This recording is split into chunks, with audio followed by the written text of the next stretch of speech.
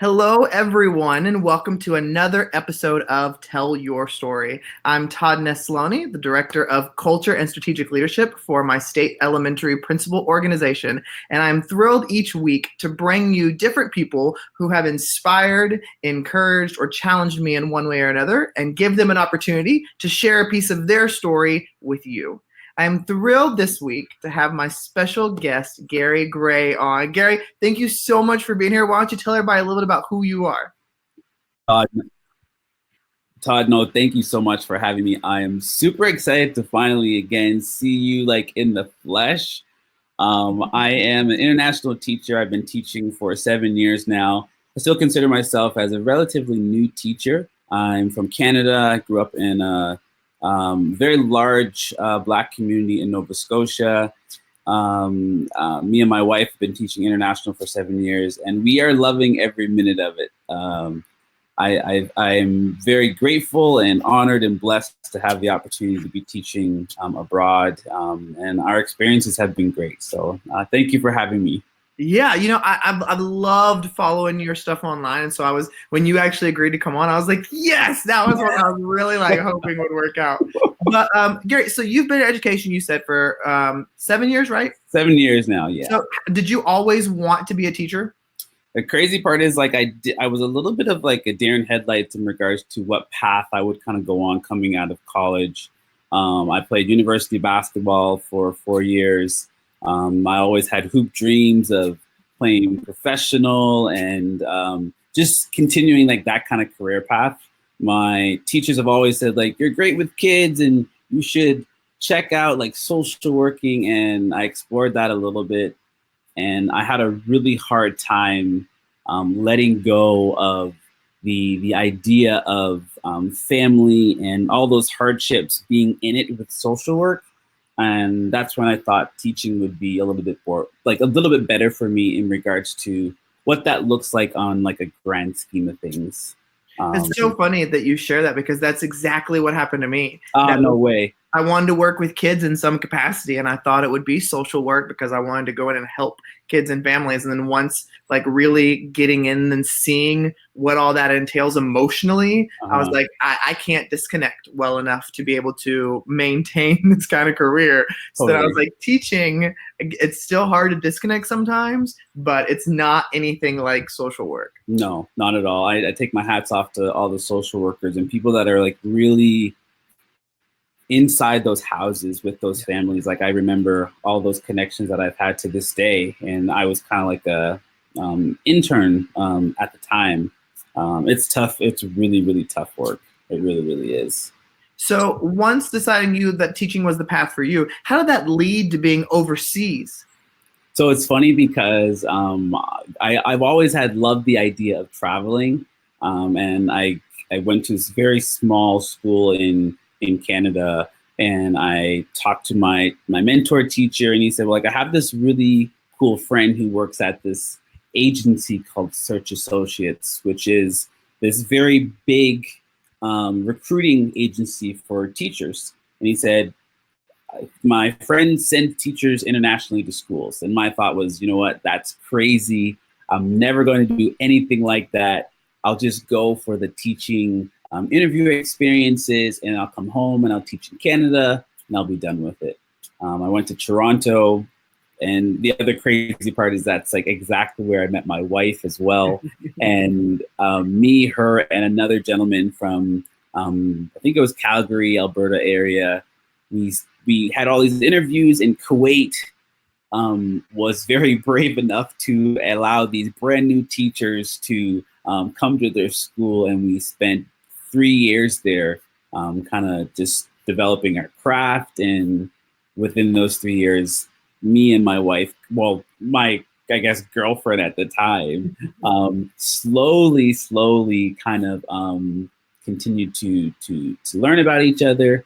And we literally got married about a year ago. So it's been a crazy journey and experience so far, for sure. That is so cool. Yeah. So, one thing I love about you, Gary, is that you are very passionate and very passionate about standing up against injustice or the downtrodden or the often silenced. Mhm. Has that been something that you've watched yourself grow into that strength, or has that kind of been something that's always been, I guess, easiest for you? Maybe not the right word, but something that Mhm. is just very natural to you. Yeah, it's never been natural. I think as I've gotten older, I've been able to accept myself a lot more. I think growing up in Canada, where a lot of people I find um, even now today don't realize that there is a population of black people that are living there. Like there's a very small, I think it's like 3 or even 5% of Canada that holds people that are black. My community in Nova Scotia has the largest black community in Canada. But people like they forget and they assume right away that I am from America. So that alone has helped me share like my story, and it's also helped me be proud of who I am because there's so much history behind that as well. So, and one of the reasons why I talk about identity, I talk about diversity, I talk about action steps, I talk about social justice and those injustices in the classroom because they've been so important to my story growing up as Right. well. Yeah. So, when you speak out about these kind of things, some of them can be kind of controversial. What do you Totally. do when you receive pushback? That's a great question, and I go right back to like the school that I was currently at. I'm actually moving this year. Me and my wife are moving to the Philippines, and to start another. I know it's just crazy. You just can't get enough. I know. So we're starting another kind of journey um, this coming August, and but I go back to like my principles and my community at Singapore American School, where I had this group of people who truly believed in me and allowed me to experiment a lot in regards to what I was doing in the classroom. Um, in regards to pushback, I'm very open about what I do. You see online, I tell my parents like I'm online, I'm sharing these things. And if there is a lesson where I feel it may strike a nerve, or I feel like parents just genuinely need to know that I'm talking about these issues in the classroom, like I share those lessons through Google Docs. I share those lessons through emails. And again, my door is always, it's hard sometimes as teachers to allow parents or whoever it is in your classroom, but the door is always open for you to come in and watch what we're doing. And I'm very open about, I'm there to facilitate. I'm not there to spark any judgments. And my ideas and my philosophies about a lot of these concepts aren't necessarily shared because I don't want to influence the kids in a way that they are picking up my biases or my understanding of something because that's not what I'm there for. So I think it starts with that, just being open and honest about all those things that I've been trying to do in the classroom. Well, you've taught most of your career overseas now, in a Mhm. country very different than your own. What do you feel like is the biggest lesson that you've learned about yourself through that experience? I think it is very similar to what you're doing and how you're sharing stories. It's like owning my story and Mhm. truly using my story to generate conversations, to show the students in my classrooms who all come from a variety of backgrounds to own it, be proud of it, be able to talk about it, but at the same time, be able to talk to other people, seeing that they're different, ask those questions in a respectful way. Right. How do you be curious in a respectful way? And just being open to a variety of people, which is, these are, I teach third grade, so it can be very difficult for these Yeah. to have these conversations with kids when they have very little background to really cover any of these things. But it's really cool. Like they have 8 and 9-year-old kids talking about their identity is like the greatest thing like in the world. It Yeah. really, really is. I can imagine. I've done a little bit of work like that with kids, but then I remember reading Sarah Ahmed's book, Being the Change, and just thinking about, Mhm. I want to just take these lessons and do these with younger kids. Totally. Just see so many powerful conversations, even Exactly. with our youngest kids. Like, there's ways you can do that. And I think it starts with you owning up your story and understanding your biases and understanding the things that you have going on in your life and sharing those stories with your kids, like whether you have experienced them when you were younger, if you're going through them now, because it gives students the comfort to see that you've gone through it or you're going through it and you have so many similarities to them as well.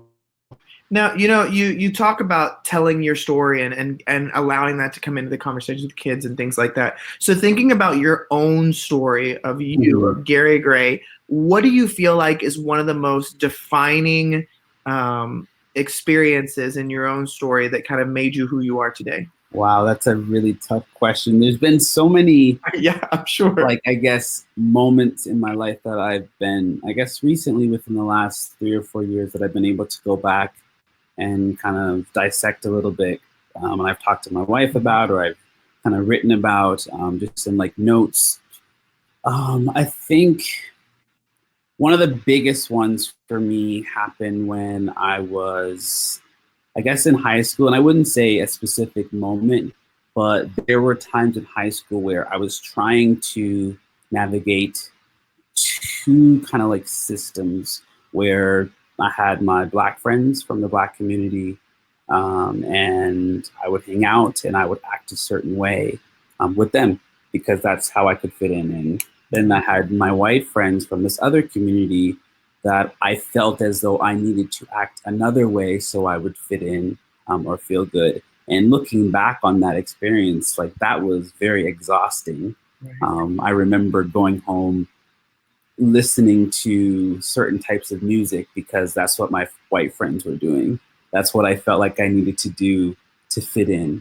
I remember going home listening to hip hop because that's what I truly loved. Like that's what my community was listening to. That's what my friends were doing. So I had these two different communities that I was trying to navigate while I was in high school, but not truly owning any real part of me because I didn't really have a place. And looking back on that experience, I think it just shows me how powerful like your story is. And if I would have had the teachers talking about how it's cool to be from the largest Black community in Canada, it's cool to be this kid who grew up that had hardships and was able to make it through adversity, and it's cool to struggle. It's cool to be able to dig yourself out of holes. And I never really had that. I was trying to almost be someone a little bit that I wasn't. And I would hate to have those experiences now or see kids go through those experiences. So again, that is one of the reasons why the work that I'm doing now is so important with the kids that I have in my classroom. So what was the tipping point for you when you realized I can't be torn in two different directions? I need to own who I know I am. Yeah, I think once I got off to university and I started to do more work in sociology, anthropology, where it is literally understanding the community, understanding the person, understanding yourself. And I had time to dissect different, I remember I did an essay on hip hop and the use of like the N-word and where it came from. I remember doing an essay on slavery in Canada and Nova Scotia. So during those times, I was able to like really just figure out things about myself. And through those experiences, through that research, I found like, wow, like I am a pretty cool person without trying to be somebody else, without all that other stuff that was making me so exhausted. And then slowly, gradually, as I got older, the acceptance of myself and the acceptance of me being from a certain community, it got easier. So, I mean, you're working in communities all the time, dealing with a bunch of students who you didn't come from that background or that religion or that area or that race or whatever it may be. More so than most teachers in the States or in Canada who are fairly similar to the kids they're spending time with. How do you continue to educate yourself about the students that you work with? It's funny. I get that question all the time. And I think that's one of the beauties of being an international teacher is that you you are consistently learning about a variety of people all the time. You're consistently looking for picture books or mentor texts that look like your students, which you have kids that come into your classroom that are from India but born in America, that are Japanese that are born in America, that have parents that are like Korean but were born in America. But like there's so many different dynamics where they have parents that are too different from two different cultures. Mm-hmm. So you're asking kids like, where are you from, or how do you identify yourself? And they're saying multiple different places. They're saying multiple different foods. They're saying multiple different ancestries. Like it's such a cool idea to have all these options as a kid, and then being able to own each one of them. And I think for me as an educator, it helps me so much to see that, you know what, there's so many different ways to get to all these students. What am I doing to continue to push myself so the students are seeing that all the work that I'm doing is being generated through the lessons that I'm teaching, the activities that I'm teaching, and specifically for me as an elementary teacher, the novels and the literature that I'm presenting in the classroom as well. Right. Can you still see me? I can see you. Yes. Okay. My screen went black on my side, so I was like, oh no. I can still see me you now? everything. Yeah. Okay, good. I don't know why. That's just weird. Anyway, sorry, total sidetrack. So, you know, there's a lot of educators that will listen or watch this who may be interested in beginning to educate themselves better about the different students and populations and things like that out there. Where would you suggest a good starting point be of ways that they can not only educate themselves better about their students, but also begin to figure out how to have some of those difficult conversations in class? My first, I think you may even be a great person to talk to about this, but for me is online, connecting with people like you, connecting with people that are already doing the work, and also not enabling yourself to just Google something. Google and Twitter and Instagram and all of those, the platform is already there for you. If you can Google how do you make bread, how do you make an egg, you can write in something in Google and figure it out. I think the biggest thing for me was talking to people online and finding tolerance.org. That is this huge community that is consistently doing the work for educators. It's just literally there for the taking in regards to standards. You can find their standards online, and it's telling you these are the things that they feel is the most important in the education right now. And it's laid out for you. Then they have lessons for you. They have conversations for you. They have guided questions. They have novels. They have picture books. They have absolutely everything you can possibly think about in regards to being more anti-bias, anti-racist in the classroom. But I also think you need, as an educator, you need to find the ways that work best for you. And I think you brought up something really important too. I think that when you think about social media and our own social media accounts and who we choose to connect with, I think it's important that each of us make sure that we are connecting with voices that are very different than our own, that we aren't creating these echo chamber type environments, but that we, for me, I have a bunch of people on social media that I follow that I don't always agree with, but I know that they're going to push my thinking because they look different than me. They have a different religion than me. They had a very different upbringing than me. They use their voice differently than I do. And I don't follow them to feel good. I follow them to feel challenged. And I follow them because I know, okay, this person is going to make me stop and think and go, do I need to educate myself more on this issue because of what this person is now saying? And I think that has been probably one of the biggest game changers for me. As I talk about this on several episodes, I am very aware of my white male middle class privilege. And so being able to consistently be growing in that area, I have to have people who are going to disagree with me, make me uncomfortable, recommend great books to read, articles, people to talk to. And I really have seen the growth in myself. And once you start doing that, I think you kind of get addicted to it. You're like, okay, now I need to know more. I want to understand deeper. I want to get even better. Todd, I cannot. I think that is exactly it. Like realizing, and I think even if you're not sure what to do, I think the simplest thing is to write down all of these things. Like, what are some of your insecurities? What are some of the things you feel? What are some of the biases you have? What are some of the things that you've been thinking about? Answer some of those questions. Ask people about these questions. Like, truly owning your story and your biases, like that is half of the battle right there. And being able to talk to people about it and not feeling defensive when you see people talking about these issues, like that is something that I feel sometimes we as educators forget, that just because someone else feels a certain way doesn't mean that they're attacking you. Like, it's someone else's opinion. That's how we learn as educators. That's what we're asking our kids to do, like have critical discussions and debates that are healthy and to guide our conversations and to grow. And sometimes as an adult, it's harder because adults aren't as cool or as caring as kids can be, right? We have these walls that we build, and sometimes they stand up and they stay there because of our defensiveness. But I think, yeah, I totally 100% agree with you. Well, Gary, there's one question that I always love to end on in these conversations, and that is, if there was one thing that you wish more people knew or understood, what would your one thing be?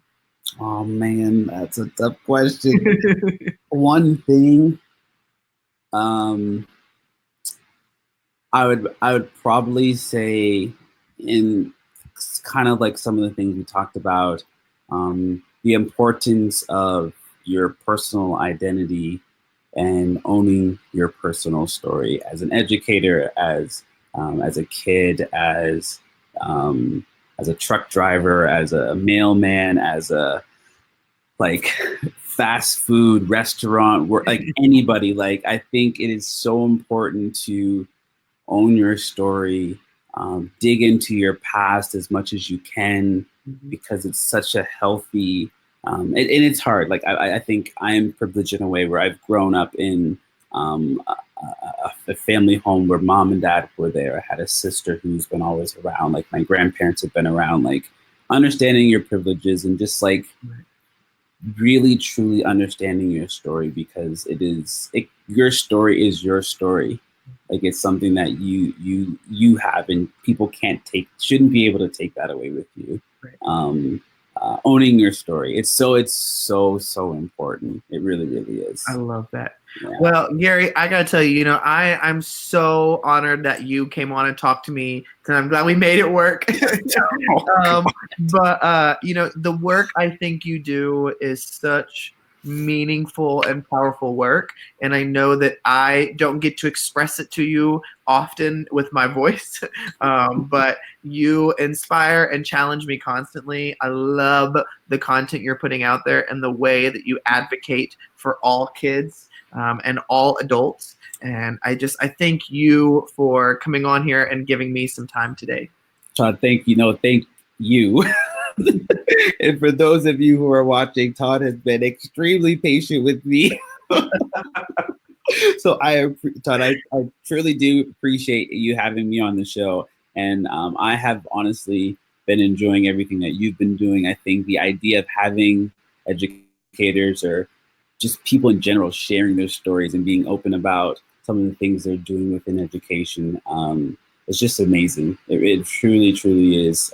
So the platform that you have and what you're doing, I appreciate it, and thank you so much. Thank you. And thank you for everybody for listening or watching to another episode of Tell Your Story. Remember, you can check out past episodes on iTunes, SoundCloud, or YouTube. I hope you have a great evening, and I hope that you've been inspired by today's story and remind you to get out there and tell your story, because every story matters.